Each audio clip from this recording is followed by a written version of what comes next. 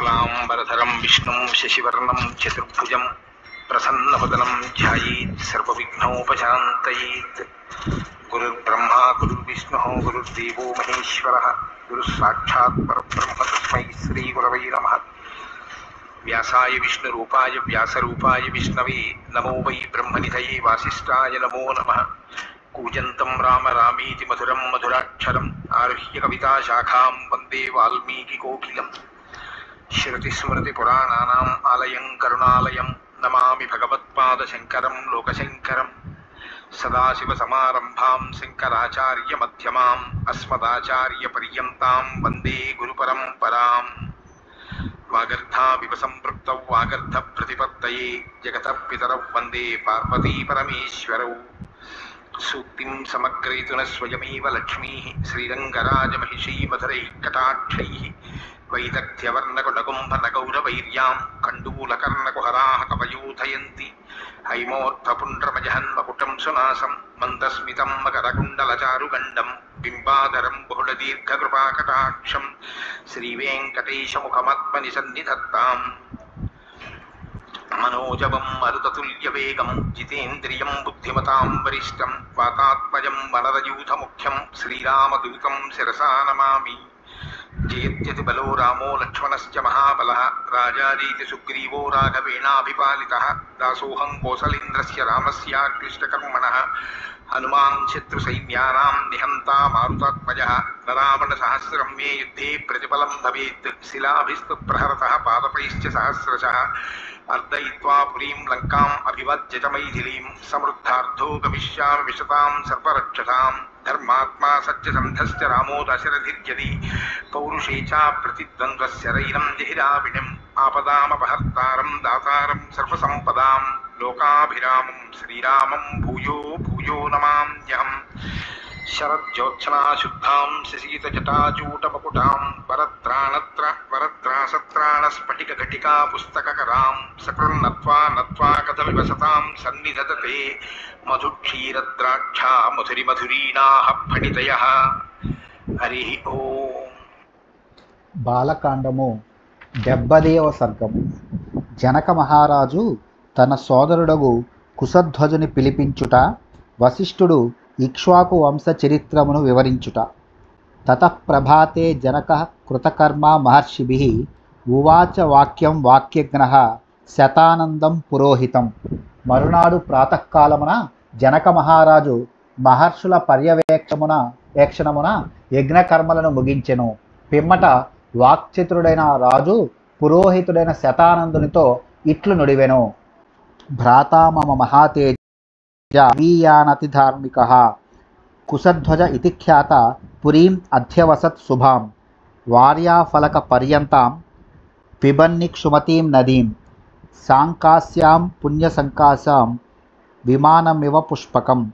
ఓ మహర్షి, నా తమ్ముడుగు కుశధ్వజుడు మహాపరాక్రమశాలి, పరమధార్మికుడుగా ఖ్యాతికెక్కినవాడు. ఇప్పుడతడు ఇక్షుమతి నదీ తీరమున గల సాంకాస్య నగరమున నివసించుచున్నాడు. నలువైపులా బురుజులు గల ఆ నగరమును శత్రువుల నుండి రక్షించుటకై చుట్టూను గొప్ప యంత్రములు ఏర్పరచబడి ఉన్నవి. ఆ పట్టణము పుష్పక విమానము వలె విస్తృతమైనది. పుణ్యఫలములనిచ్చు అమరావతి వలె సుందరమైనది. తమహం ద్రష్టు యజ్ఞగోప్తాస మే మతః ప్రీతిం సోపి మహాతేజ ఇమాం భోక్తా మయా సహ. అతడు సాంకాస్య నగరము నుండియే నా యజ్ఞమునకు కావాల్సిన సామాగ్రిని పంపి యాగ నిర్వహణకు తోడ్పడెను. ఈ శుభ సమయమున సర్వసమర్థుడైన అతడు నా చెంత నుండుట ఎంతేని అవసరము. అతడు నాతో కూడి పెండ్లి వేడుకలలో పాల్గొని మిగుల ఆనందింపగలడు. జనకుడు తన కూతురైన సీతాదేవిని శ్రీరామునకిచ్చి వివాహము చేయు సమయముననే తన తమ్ముడైన కుశధ్వజుని యొక్క కుమార్తెలకు ఊర్మిళ, మాండవి, శృతకీర్తులను లక్ష్మణ, భరత, శత్రుఘ్నులకిచ్చి వివాహము జరిపింపవలెనని ఆయన సంకల్పము. కన్యాదాతగా తాను ఆనందించినట్లే కుశధ్వజుడు కూడా కన్యాదాతయై ఆనందించునని జనకుని భావన.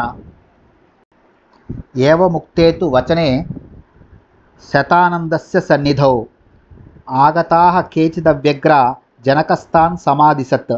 శాసనాత్తు నరేంద్రస్య ప్రయయౌ శీఘ్రవాజిభిః సమానేతుం నరవ్యాఘ్రం విష్ణుమింద్రాజ్ఞయా యథా. జనకుడు శతానందునితో ఇట్లు పలుకుచున్నంతలో కొందరు ధైర్యోత్సాహములు గలవారు అతడికి విచ్చేసిరి. పిమ్మట ఆ మహారాజు వారిని ఆదేశించెను. ఇంద్రుని ఆజ్ఞతో ఆయన దూతలు విష్ణుమూర్తి కడకేగినట్లు జనకుని ఆదేశమును అనుసరించి ఆ దూతలు కుశధ్వజుని గొనివచ్చుటకై మిక్కిలి వేగముగా సాగిపోగల అశ్వములను అధిరోహించి బయలుదేరిరి. సాంకాస్యం తే సమాగత్య దదృశుశ్చ కుశధ్వజం న్యవేదయన్ యథావృత్తం జనకస్య చ చింతితం. తద్వృత్తం నృపతిః శ్రుత్వా దూతశ్రేష్ఠర్మహాబలైః ఆజ్ఞయాథా నరేంద్రస్య ఆజగామ కుశధ్వజః. స దదర్శ మహాత్మానం జనకం ధర్మవత్సలం సో అభివాద్య శతానందం రాజానం చాపి ధార్మికం రాజార్హం పరమం దివ్యం ఆసనం చాధ్యరోహత. వారు సాంకాస్య నగరమును చేరి కుశధ్వజుని దర్శించిరి. పిదప జనకుని సందేశమును యథాతథముగా ఆయనకు నివేదించిరి. మహాబలశాలురైన దూతలు తెచ్చిన సందేశమును కుశధ్వజుడు సావధానముగా వినెను. జనకుని ఆజ్ఞ మేరకు కుశధ్వజుడు వెంటనే మిథులకు విచ్చేసెను. పరమధార్మికుడు మహాత్ముడు అయిన జనకుని చూచెను. ధర్మస్వరూపుడైన జనకునకును శతానంద మహర్షికిని నమస్కరించి అతడు వారి అనుమతి గైకొని రాజోచితమైన శ్రేష్టమగు ఒక దివ్యాసనమును అలంకరించెను.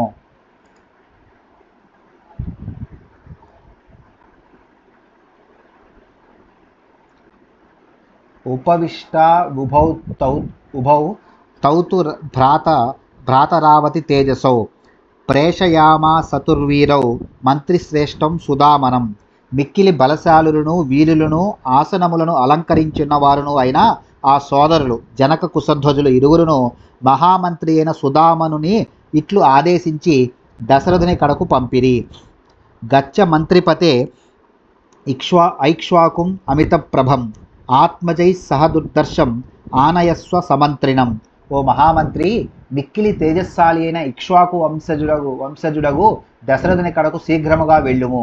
అజేయుడైన ఆ మహారాజును ఆయన కుమారులను మంత్రులను తోడ్కొని రమ్ము. ఔపకార్యం స గత్వాతు రఘూణాం కులవర్ధనం దదర్శ శిరసా చైనం అభివాజ్యేదమబ్రవీత్. ఆ మంత్రి దశరథుని విడిదికేగి రఘువంశవర్ధనుడైన మహారాజును దర్శించి ఆయనకు శిరసా ప్రణమిల్లి ఇట్లు నివేదించెను. అయోధ్యాధిపతే వీర వైదేహో మిథిలాధిపః సత్వాం ద్రష్టుం వ్యవసితః సోపాధ్యాయ పురోహితం. మహావీరుడవైన ఓ అయోధ్యా ప్రభు, మిథిలాధిపతి అయిన జనక మహారాజు మిమ్ములను మీ కుమారులను గురువులను పురోహితులను మొదలగు వారిని చూడ వేడుక పడుచున్నాడు. మంత్రి శ్రేష్ఠ వచశ్రుత్వా రాజా సర్షిగణస్తదా స బంధురగమత్ తత్ర జనకో యత్ర వర్తతే. మంత్రివర్యుని వచనములను విని దశరథ మహారాజు ఋషులు బంధువులు మొదలగు వారితో కూడి జనకుని కడకు చేరెను. స రాజా మంత్రి సహిత సోపాధ్యాయ సబాంధవ వాక్యం వాక్యవిదాం శ్రేష్టో వైదేహం ఇదమబ్రవీత్.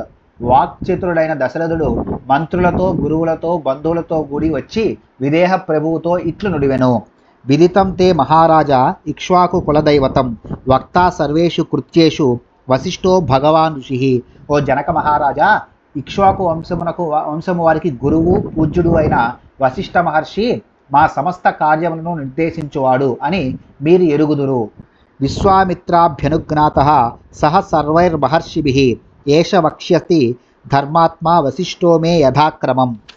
ధర్మజ్ఞుడైన వశిష్ఠ మహర్షి విశ్వామిత్రుని ఆజ్ఞను బరసి మహర్షులందరితో కూడి మా వంశక్రమమును తెలుపగలడు.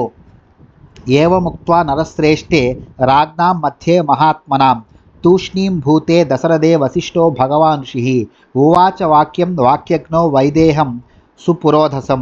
నరేంద్రుడైన దశరథుడు రాజుల సమక్షమున మహాపురుషుల ఎదుట ఈ విధముగా పలికి మిన్నకుండగా వాక్చతురుడును పూజ్యుడును అయిన వశిష్ఠ మహర్షి పురోహితులతో కూడిన జనకునితో ఇట్లు వచించెను.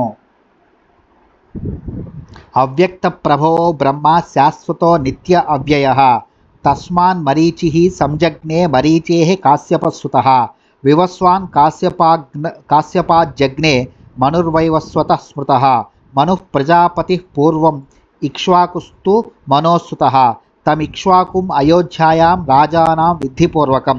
ఇక్ష్వాకోస్తు సుతః శ్రీమాన్ కుక్షిరిత్యేవ విశ్రుతః.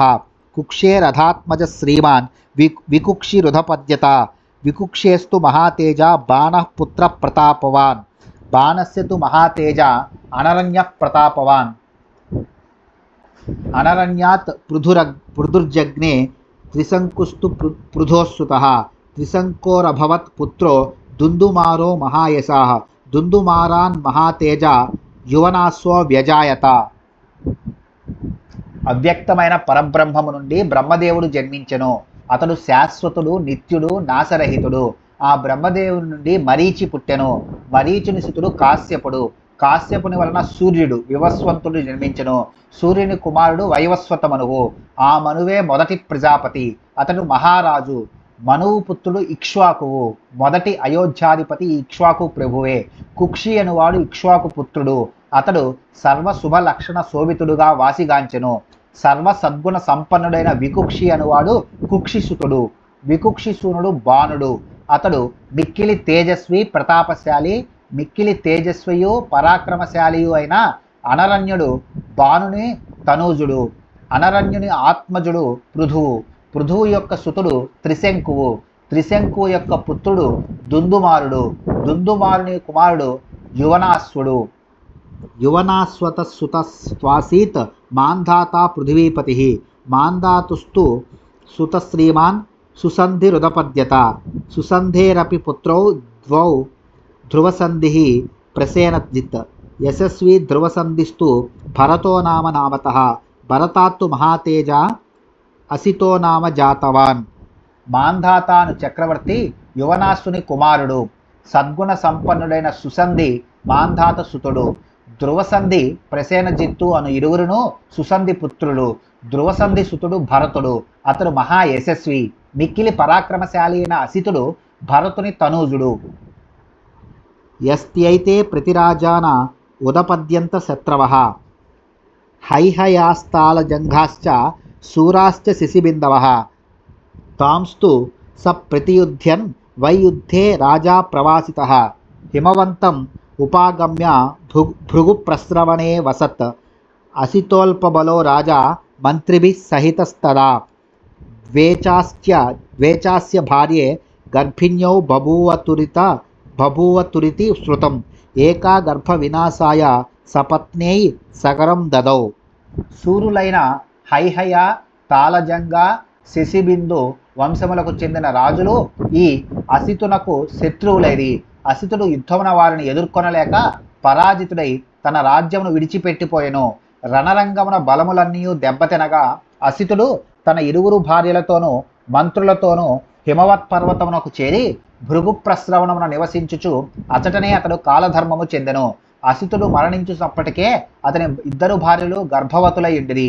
ఆ ఇరువురిలో ఒక రాణి తన పతి గర్భమును నశింపజేయుటకై ఆమెకు కాలిందికి విషాహారమును ఇచ్చెను. తతశైలవరం రమ్యం బభూవాభిరతో మునిః. భార్గవశ్చ్యవనో నామ హిమవంతముపాశ్రితః. తత్రైకా తు మహాభాగా భార్గవం దేవవర్చసం. వవందే పద్మపత్రాక్షి కాంక్షంతి సుతమాత్మనః. ఆ సమయమున భృగు మహర్షి కుమారుడైన చ్యవనముని పర్వతరాజమైన హిమవంతముపై గల ఆదరముతో అతడికి చేరెను. అసుతుని భార్యలలో ఉత్తమురాలైన కాలింది పుత్ర సంతానమును గోరుచున్నదై దివ్య వర్చస్సు గల చ్యవనునకు నమస్కరించెను. ఆ కాలింది ఆ మహర్షిని శరణుజొచ్చి ఆయనకు సేవలు చేయసాగెను.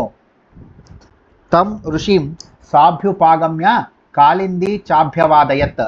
స తామభ్యవదద్విప్రః పుత్రేప్సుం పుత్రజన్మని.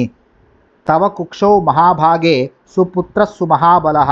మహావీర్యో మహాతేజ అచిరాత్ సంజనిష్యతి. గరేణ సహిత శ్రీమాన్ మాసుచ కమలేక్షణే. అప్పుడు పుత్ర సంతానమును కోరుచు తనకు సేవలు నర్చుచున్న ఆ రాణితో ఆ విప్రుడిట్లనెను, ఓ పుణ్యాత్మురాలా, త్వరలో నీకు ఒక చక్కని కుమారుడు కలుగును. అతడు మహాబలశాలియు, మిక్కిలి పరాక్రమవంతుడును, గొప్ప తేజోమూర్తియు అగును. ఓ తల్లి, అతడు సర్వశక్తి సంపన్నుడు. నీ సవతి ప్రయోగించిన విషాహారము నీ గర్భస్థ శిశువును ఏమీ చేయజాలదు, శోకింపకము. చ్యవనం తు నమస్కృత్య రాజపుత్రీ పతివ్రత పతిశోకాతురా తస్మాత్ పుత్రం దేవీ వ్యజాయత సపత్న్యా తు గరస్తస్యై దత్తో గర్భజిఘాంసయా సహతేన గరేణైవ జాతస్స సగరోభవత్. పతిమృతికి శోకించుచున్నదియు పతివ్రతయు రాకుమారియు అయిన ఆ అసితుని భార్య చవన మహర్షిని సేవించి ఆయన అనుగ్రహమునకు పాత్రురాలై ఒక పుత్రుని గనెను. కాళిందీ దేవి గర్భ విచ్చిత్తికై ఆమె సవతి ఆమెకు గరమును విషాహారమును ఇచ్చిండెను. గరప్రయోగానంతరము పుట్టినవాడు కావున అతడు సగరుడు అను పేరుతో ప్రసిద్ధికెక్కెను. సగరస్య సమంజస్తు అసమంజాత్ తథాంశుమాన్ దిలీపోంశుమతః పుత్రో దిలీపస్య భగీరథాత్ కకుత్స్థస్య రఘుస్సుతః రఘోస్తు పుత్రస్తేజస్వీ ప్రవృద్ధః పురుషాదకః కల్మాషపాదో హ్యభవత్ తస్మాజ్జాతస్తు శంఖనః సుదర్శనస్య అగ్నివర్ణ సుదర్శనాత్. సగరుని కుమారుడు అసమంజుడు, ఆయన సుతుడు అంశుమంతుడు, ఆయన పుత్రుడు దిలీపుడు. భగీరథుడు దిలీపుని కుమారుడు. భగీరథుని తనయుడు కకుత్సుడు, అతని తనుజుడు రఘుమహారాజు. రఘుమహారాజు యొక్క సూనుడు ప్రవృద్ధుడు. అతడు వశిష్ఠుని శాపము వలన నరమాంస భక్షకుడై రాక్షసుడయ్యను. అందులకు ప్రతీకారముగా ప్రవృద్ధుడు వశిష్ఠుని శపించుటకై జలములను చేతబట్టెను. భార్య నివారించుటచే ఆ జలములను తన పాదములపై చల్లుకొనుట వలన అతనికి కల్మాషపాదుడు అని పేరు ఏర్పడెను. అతని కుమారుడు శంఖనుడు. శంఖనుని పుత్రుడు సుదర్శనుడు, ఆయన పుత్రుడు అగ్నివర్ణుడు. శీఘ్రగస్త్వగ్నివర్ణస్య శీఘ్రగస్య మరుస్సుతః మరో ప్రసుసృక స్త్వాసీత్ అంబరీషః ప్రసుసృకాత్. అంబరీషస్య పుత్రోభూత్ నహుషః పృథివీపతిః. నహుషస్య యయాతిస్తు నాభాగస్తు యయాతిజః. నాభాగస్య బభూవాజో అజాదశరథో భవత్. అస్మాత్ దశరథాజ్జాతౌ భ్రాతరౌ రామలక్ష్మణౌ. అతని తనూజుడు శీఘ్రగుడు. శీఘ్రగుని సూనుడు మరువు. మరువు యొక్క ఆత్మజుడు ప్రసుసృకుడు, ఆయన పుత్రుడు అంబరీషుడు. నహుష మహారాజు అంబరీషుని తనయుడు. నహుషుని కొడుకు యయాతి, అతని కుమారుడు నాభాగుడు, ఆయన తనూజుడు అజుడు. అజమహారాజు పుత్రుడే దశరథుడు. రామలక్ష్మణులు అను సోదరులిరువురును ఈ దశరథ మహారాజు యొక్క తనయులు. ఆదివంశ విశుద్ధానాం రాజ్ఞాం పరమధార్మిణాం ఇక్ష్వాకుకుల జాతానాం వీరానాం సత్యవాదినాం రామలక్ష్మణయోరర్ధే త్వత్సుతే వరయే నృప సదృశాభ్యాం నరశ్రేష్ఠ సదృశే దాతుమర్హసి. ఇక్ష్వాకు రాజవంశము మొదటి నుండి అతి పవిత్రమైనది. ఆ వంశమున జన్మించిన రాజులందరూ పరమధార్మికులు, వీరులు, సత్యసంధులు. ఓ రాజా, ఆ మహావంశ సంజాతులైన ఈ రామలక్ష్మణులకు మీ కుమార్తెలైన సీతా ఊర్మిళలను ఇచ్చి వివాహము జరిపించుట ఎంతేనే యుక్తము. వంశ వైభవము వలనను సద్గుణ సౌశీల్యముల చేతను ఈడు జోడ్లను బట్టి ఈ రాజకుమారులను మీ కుమార్తెలు పెళ్లియారుటకు పరస్పరము తగినవారు. ఇత్యార్షే శ్రీమద్ రామాయణే వాల్మీకియే ఆదికావ్యే బాలకాండే సప్తతితమ సర్గః. వాల్మీకి మహర్షి విరచితమై ఆదికావ్యమైన శ్రీమద్ రామాయణమునందలి బాలకాండమునందు 70వ సర్గ సమాప్తము.